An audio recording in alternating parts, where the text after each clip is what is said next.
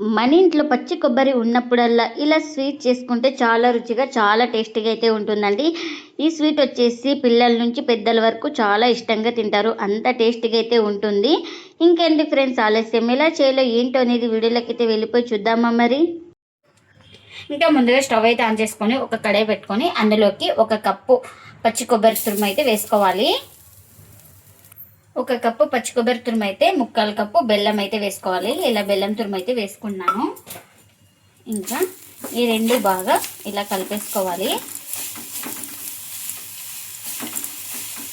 ఇందులోకి ఎలాంటి వాటర్ కానీ నెయ్యి కానీ ఏం అవసరం లేదు.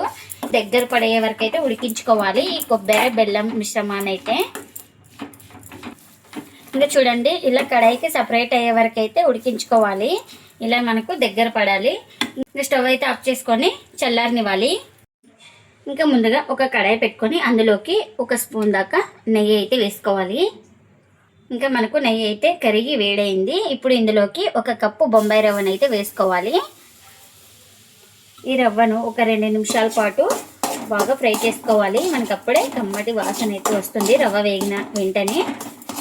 ఇంకా అంతవరకు అయితే మనం ఈ రవ్వను ఫ్రై చేసుకోవాలి. ఇక్కడ నెయ్యి ఇష్టం లేకున్న వాళ్ళు ఆయిల్ వేసుకొని ఒక 2 స్పూన్ దాకా ఇలా బాగా ఫ్రై చేసుకోవాలి. ఇంకా నాకు కమ్మటి వాసన అయితే వస్తుందండి. ఇప్పుడు ఇందులోకి ఒక కప్పు బొంబాయి రవ్వకి 2 కప్పుల దాకా వాటర్ అయితే వేసుకోవాలి. ఇంకా వాటర్ వేసుకొని ఇలా కలిపేసుకుందాం, లేకుంటే అలానే వదిలేస్తే ఉండకడుతుంది. ఇంకా చూడండి, మరొక కప్పు అయితే వేసుకున్నా. ఒక కప్పు ఉప్మా రవ్వకి 2 కప్పుల వాటర్ అయితే వేసుకోవాలి. ఇంకా ఎక్కడ ఉండాలి లేకుండా బాగా కలిపేసుకోవాలి.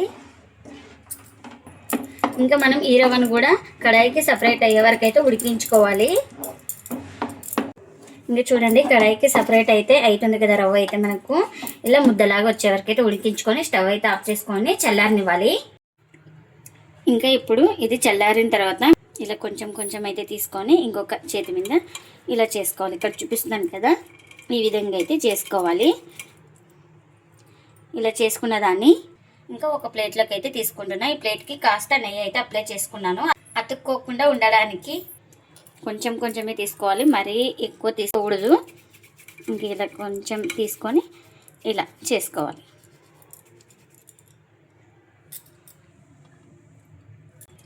ఇంకా అన్నీ అయితే ఇలా చేసుకున్నాను. ఇంకా దీన్ని పక్కన పెట్టేసుకుందాం. ఇంకా చల్లారిన తర్వాత ఒక ప్లేట్లోకి అయితే తీసుకున్నాను. ఇప్పుడు మనం దీన్ని ఇలా బాగా స్మాష్ చేసుకుంటూ బాగా 1 నిమిషం పాటు స్మూత్గా చేసుకోవాలి.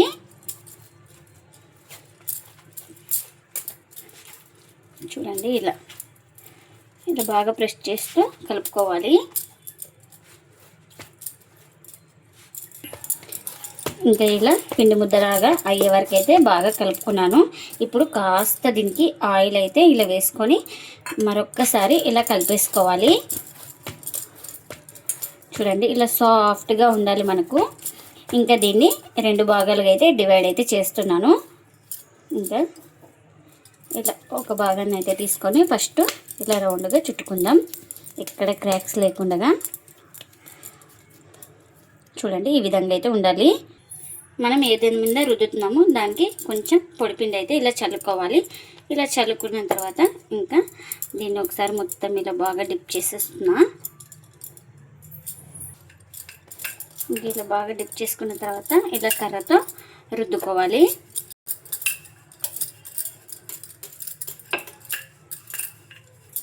ఇంకా ఇలా రుద్దుకున్న తర్వాత మనం ముందుగా ఇది చేసుకున్నాం కదా, ఇలా ఇక్కడ చూడండి, ఇక్కడ చూపిస్తున్నాం కదా, ఇలా పెట్టేసుకొని ఇలా కవర్ చేసుకోవాలి. ఇక్కడ చూపిస్తున్నాం కదా, ఈ విధంగా ఇలా ఎక్కడ క్రాక్స్ లేకుండా కవర్ చేసుకొని ఇలా గట్టిగా నొక్కాలి. ఇలా నొక్కున్న తర్వాత ఇప్పుడు ఇలాంటి బౌల్స్ అయితే ఉంటాయి కదండి, చిన్న చిన్న బౌల్స్ని ఇంకా ఇక్కడ మనం కట్ చేసుకోవాలి. చూడండి, ఇలా కట్ చేసుకోవాలి. కాస్త ఇలా లైట్గా ప్రెస్ చేసుకుందాం, ఎక్కడ విడిపోకుండా. చూపించాను కదా ఇలా. ఇంకా ఇలా కట్ చేసుకున్న దాన్ని ఒక ప్లేట్లోకి అయితే తీసుకుంటున్నా. ఇంకా ఇప్పుడు మరొకటి అయితే చూపిస్తున్నాను చూడండి. ఇంకా మరొకటి కూడా ఇలా పెట్టుకొని ఇలా కవర్ చేసేయాలి. ఇలా కవర్ చేసుకున్న తర్వాత ఇలా లైట్గా ప్రెస్ చేసుకోవాలి. ఇలా ప్రెస్ చేసుకున్న తర్వాతనే మనం బౌల్ నుంచి ఇలా కట్ చేసుకోవాలి. చూడండి ఇలా కట్ చేసుకున్నాను. ఇంకా ఇలా కట్ చేసుకున్న తర్వాత ఇలా లైట్గా ప్రెస్ చేసుకుందాం. ఇలా ప్రెస్ చేసుకుంటే మనం ఫ్రై చేసుకునేటప్పుడు ఎక్కడ విడిపోదన్నమాట. ఇంకా దీన్ని కూడా ప్లేట్లకి అయితే తీసుకుంటున్నా. ఇంకా చూడండి అన్నీ ఇలా చేసి పెట్టేసుకున్నాను. ఇంకా స్టవ్ మీద ఆయిల్ కూడా పెట్టేసుకున్నాను. ఆయిల్ కూడా హీట్ అయింది. ఇంకా ఇలా నిదానంగా ఒక్కొక్కటి వేసుకోవాలి. మనకు కడాయికి ఎన్ని పడితే అన్నీ వేసుకోవాలి.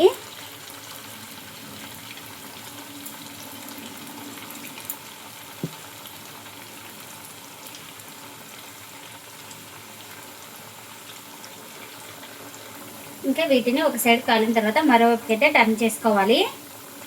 ఇంకా ఇలా ఒక సైడ్ కాలిన తర్వాత ఇలా నిదానంగా మరొకటి అయితే ఇలా టర్న్ చేసుకోవాలి. ఇంకా ఇలా అన్నిటిని టర్న్ చేసుకుంటూ మంచి కలర్ వచ్చే వరకు అయితే ఫ్రై చేసుకోవాలి. మనకు బ్రౌన్ కలర్ వచ్చే వరకు అయితే ఈక్వల్గా కలర్ వచ్చే వరకు అయితే ఫ్రై చేసుకోవాలి. అటు ఇటు తిప్పుకుంటూ ఇంకా అటు ఇటు తిప్పుకుంటూ రెండు పక్కల బాగా మంచి కలర్ వచ్చే వరకు అయితే ఇలా ఫ్రై చేసుకోవాలి. ఇలా గోల్డెన్ కలర్ రావాలి. ఇంకా మనకి ఇవైతే రెడీ అయిపోయినాయి కదా. ఇంకా ఇప్పుడు వీటిని ఒక ప్లేట్లోకి అయితే తీసుకుందాం.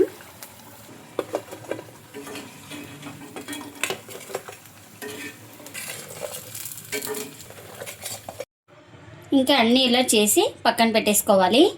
ఇంకా స్టవ్ అయితే ఆన్ చేసుకొని కడాయి పెట్టుకున్నాను. అందులోకి 1 కప్పు పంచదార అయితే వేసుకోవాలి. ఇంకా 1 కప్పు పంచదారకి 1 కప్పు వాటర్ అయితే వేసుకుంటున్నా. మనకి పంచదార కరిగితే చాలు.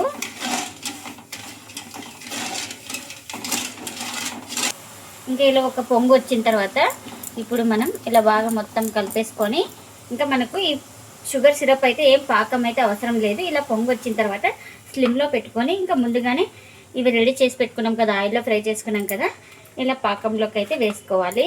నిదానంగా ఒక్కొక్కటి ఇలా